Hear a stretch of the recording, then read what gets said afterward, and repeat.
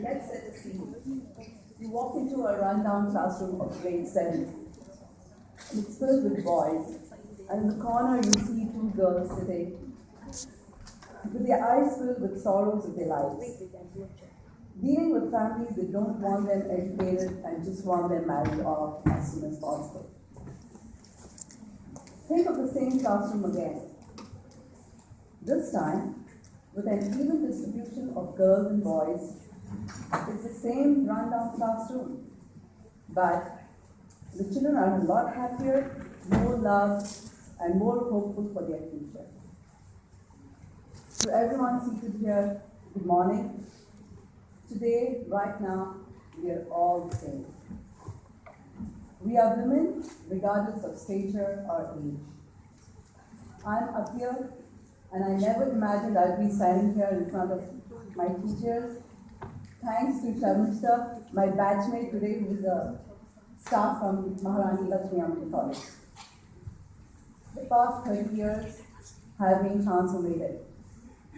Let me take you back and give you some context. I'm from a conservative Muslim family with 8 older brothers. Yes, pretty much you can imagine what my state was. Dominating boys, pushing me around, extremely protective and very chaotic. I grew up to be a rebel, reading Ayn Rand, which was very agitating, and I was always fighting for equality and freedom. I studied in this prestigious institution, and it gave me confidence, passion, and love for sociology, and especially psychology, thanks to Mrs. Anuradha. I don't see her around here today. And I feel very privileged and blessed to be an alumni of Maharani College.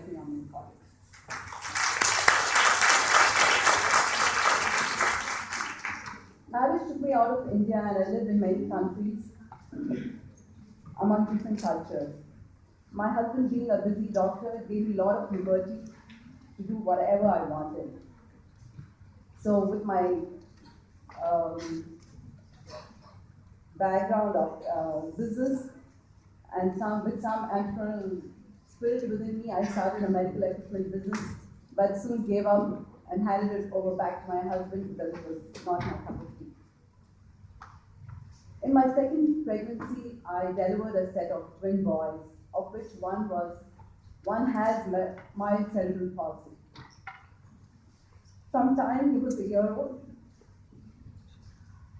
I thought I'd outgrown this, but the sensitive side has just come up to me now. It's been a very difficult time. I have taken him to therapies from the time he was a year old. And with this, I met a lot of people in hospitals, and even in vacation when we would come down to India, it was always going to hospitals, different hospitals around the country. This gave me a lot of exposure to people, and I saw that in Dubai, the poverty was missing, but in India, people could not afford basic medical treatments.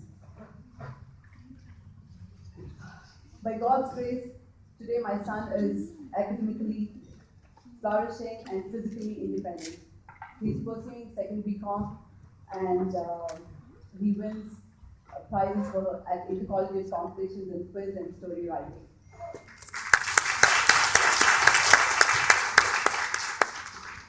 Life in Dubai was busy initially with 3 children, but as they grew, I started taking them to rehab centers because I wanted them to see the other part of life.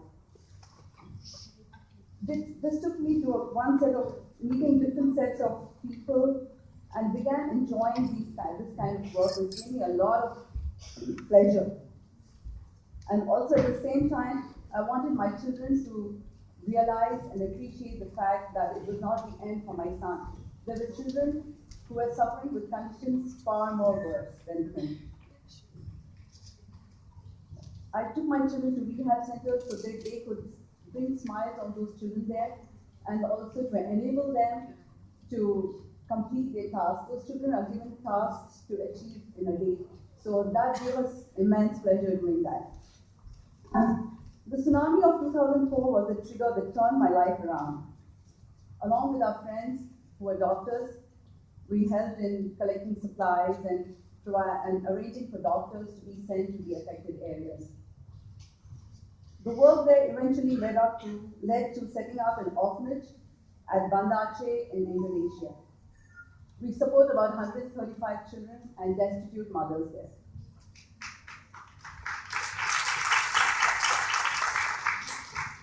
Then in 2010, a businessman came up with an offer to start something in India on similar lines. So I was moving to India for good at that time, so my friends decided to put me at the helm of this project. And here I am, feeling blessed and privileged to be forgiven for this God-sent opportunity to serve the country. Actually, I wanted to show some slides of my orphanage, which I don't like to call it an orphanage. It's called Basera Children's Village. And at Basera, we believe in providing a home, a family, with lots of love and a life full of dreams.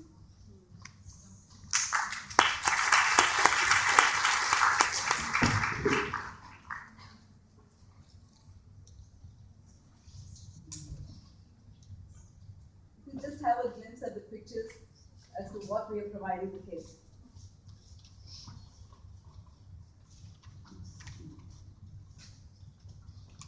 Yeah. Okay, we have a lot of volunteers also coming over, and we have about 22 kids there. We have 16 houses on a 3.5 acres land with a lot of open space for the children to play. Each house has a mother who nurtures 10 children like her own. We have girls from 3 to 15 years, mostly with single parent, and few with none. Our homes are spacious 2 bedrooms with a large living cum dining room. A lot of people question us on our lavishness. But our thinking here is to give them the best, just as we would want to give to our own. Our children go to the best school there in the locality. They have a wonderful library. Yeah. Sponsored by a publishing house. Gardens with fresh fruits and vegetables.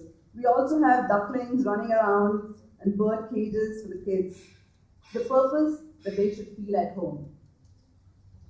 Basera is located in Bangakret, a town close to Kolar, as most of the population there is below poverty line. Our vision is to provide the best of education to our girls and make them to stand on their own feet. Getting the children from their houses was the biggest task. The families were reluctant to send them away from themselves. Most of these children and mothers were working, making BDs and agarbattis, watching TV the whole day. Their life is just about getting married at around 13 to 14, in a year or two, back in their mother's house with a child in hand, divorced. It's a very sad state, but these people take this as their fate, and they will consider the same destiny for their children. All they look forward to is having one full meal a day, and the rest of the money saved to pay back their debts. In my experience, I noticed that most of these people lack empathy and compassion.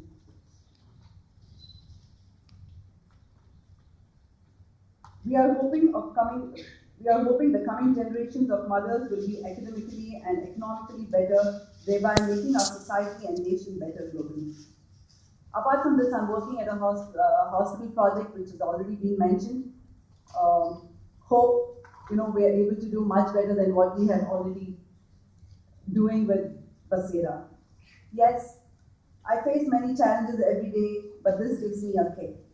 There are many obstacles that I have faced from family, society, government, and from within. But my belief is that if my intentions are pure, the good Lord facilitates for me. Work hard and fight strong is my motto. A little secret of mine is that tackling these problems actually gives me a thrill, unlike any other. I believe man as a social being has a social responsibility towards every other human being. I, as a woman, feel responsible for my gender. I'm doing my bit. Are you? Thank you.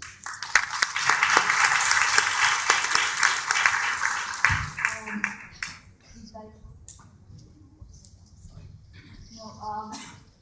very interesting and very inspiring work. And the first thing I'd like to say is that this is your homecoming, so you don't have to outgrow anything anymore.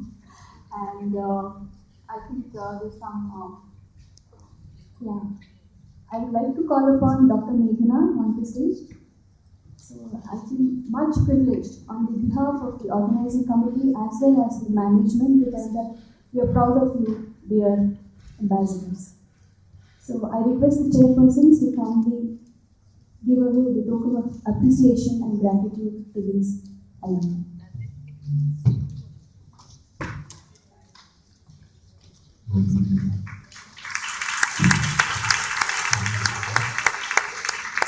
Dr. Meghana and Ms. Atiya.